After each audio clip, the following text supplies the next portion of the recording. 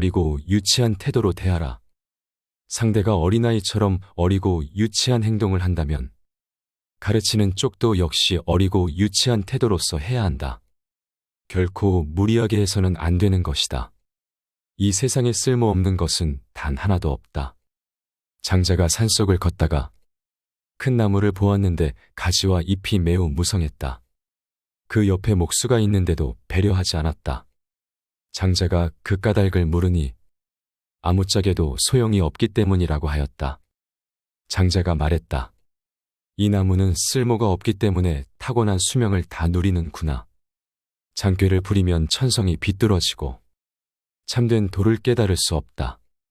자공이 길을 가다가 한 노인이 밭일을 하고 있는 것을 보았다. 노인은 밭에 물을 주기 위해 물동이를 들고 깊은 우물로 내려가 물을 길어다 밭에 뿌리는 일을 계속하고 있었다. 노인이 힘들게 일하는 모습이 딱해 보인 자공은 용두레라는 물을 퍼올리는 농기구를 쓰면 이런 밭쯤은 하루에 100이랑도 물을 쉽게 줄 수 있는데 왜 이렇게 힘들게 일을 하고 계십니까? 하고 말했다. 그러자 노인은 그 말이 옳네. 하지만 사람이란 기구가 있으면 반드시 꾀를 부리게 되어 있네. 꾀를 부리려면 어떻게 하면 편해질까? 요령을 쥐어짜느라 잔머리를 굴릴 것이네. 그렇게 잔머리를 굴리다 보면 머릿속이 오직 장꾀로만 가득 차고 그리 되면 순수한 마음을 잃게 되겠지. 순수한 마음을 잃으면 타고난 천성이 비뚤어지고 천성이 비뚤어지면 도를 깨달을 수 없게 되지 않겠나. 내가 용두레를 몰라서 안 쓰는 게 아니라 그것을 쓰면 내가 도를 깨달을 수 없게 될까봐 그러는 것이라네. 다수라고 무조건 옳지 않으며 소수라고 무조건 그른 것이 아니다. 이웃과 한패가 되어 이것은 옳고 저것은 그르다고 떠들어대면서도 자기만은 그들과 한패가 아니라고 말하는 사람이 있다. 그것이야말로 어리석음의 극치라고 할 수 있다. 자신의 어리석음을 깨닫고 있는 사람은 크게 어리석은 사람이 아니다. 자신이 어딘가에 깊이 빠져 있다는 것을 깨닫고 있는 자 역시 크게 빠진 자는 아니다. 정말로 깊이 빠진 사람은 평생 그 속에서 헤어나지 못하는 사람이며 평생 어리석음을 깨닫지 못한 자야말로 크게 어리석은 사람이다. 세 사람이 길을 함께 갈 때 한 사람이 길을 잘 몰라도 목적지까지 도착할 수 있다. 길을 모르는 사람보다 아는 사람이 더 많기 때문이다.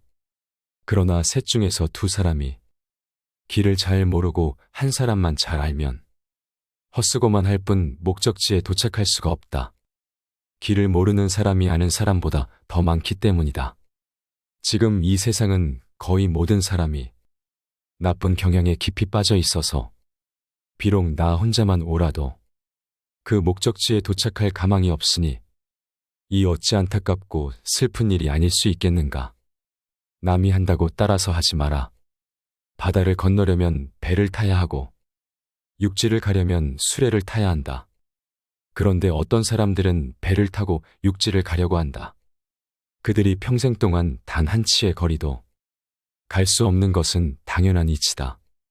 노나라는 주나라에서 시행되는 모든 제도를 따라서 하려고 했지만 그것은 결국 배를 타고 육지를 가려고 하는 것과 같아서 아무리 노력해도 할 수가 없었다. 나라마다 예의나 법도 제도가 다른 법이다. 그것은 마치 배와 귤, 유자의 맛이 다른 것처럼 사람에 따라 입맛이 다른 것과 같다. 예의나 법도는 상황에 따라 변하는 것이다. 원숭이에게 사람 옷을 입혀준다고 원숭이가 사람 같아 보이겠는가? 모든 것은 상황에 맞게 행동해야 한다. 너는 들어보지 못했느냐? 옛날 바다새가 노나라 수도 밖에 날아와 앉았다. 노나라 임금은 이 새를 친히 종묘 안으로 데리고 와 술을 권하고 아름다운 궁궐의 음악을 연주해주고 소와 돼지, 양을 잡아 대접하였다.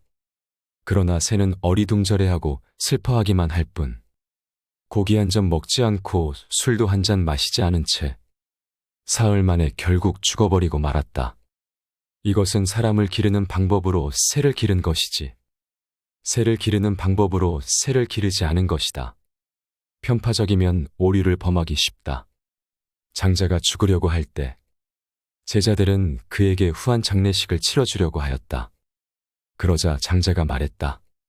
나는 하늘과 땅을 수속 관과 겉관으로 생각하고 해와 달을 한 쌍의 옥으로 삼으며 별들을 구슬로 생각하고 만물들을 장례 예물로 생각하고 있다. 나의 장례용품에 어찌 빠진 것이 있겠느냐? 너희들은 이것에 무엇을 추가하려고 하느냐? 그러자 제자들이 말했다.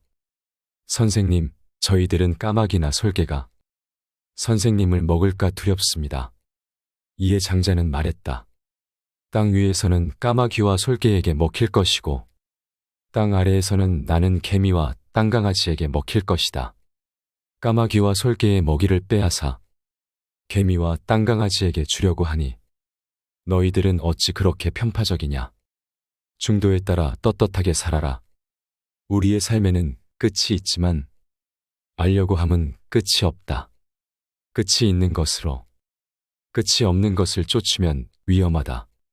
그런데도 유한한 존재인 우리가 앓을 갈구한다면 더욱 위험할 것이다. 선을 위한다면 명성을 가까이 하지 말고 악을 위한다면 형벌을 가까이 하지 마라. 중도에 따라 떳떳하면 이로써 몸을 보존하고 삶을 온전히 하며 어버이를 봉양하고 주어진 인생을 다 살게 된다. 관점의 차이를 극복하라. 생각은 서로 관점의 차이는 있겠지만 시비를 따져야 할 이유가 하나도 없다. 시비는 결국 자신의 지혜가 남보다 뛰어나다고 생각하는 데서 발생한다. 본래는 똑같은 것을 부분만 따로 떼어내 자기 주장이 옳다고 목숨을 걸고 싸운다. 상대방을 서로 바보라고 손가락질하지만 결국은 하나를 가지고 싸우는 것이다. 이는 매미나 까치가 높은 하늘을 날아가는 봉황새를 비웃는 것과 다를 바 없는 바보 같은 짓이다. 자신의 본성을 찾아라. 지략가는 관점을 자주 바꾸고 웅변가는 말이조리 있고 순서가 맞는지 따지고 비평가는 남과의 논쟁을 즐긴다. 하지만 이 모든 것은 직업적 탐욕에서 비롯된 것이다. 관리는 승진이 목표이며 씨름꾼은 상대를 넘어뜨려야 비로소 뽐낼 수 있다. 용기 있는 사람은 혼란한 시기에 진가가 드러나고 초야에 묻힌 학자는 청렴한 명성을 바라며 인의를 숭상하는 사람은 인간관계를 가장 중요하게 생각한다. 이것이 바로 세상이다. 사람들은 자기가 하고 있는 일에 이끌려 살면서 말하고 생각하고 행동할 뿐이다. 따라서 자유롭게 도를 터득할 수 있는 기회를 갖지 못한다. 모두 몸과 마음이 욕심에 사로잡히고 매달려서 인간 본연의 본성을 회복하지 못하고 늙어버리니 어찌 안타깝고 애석한 일이 아니겠는가.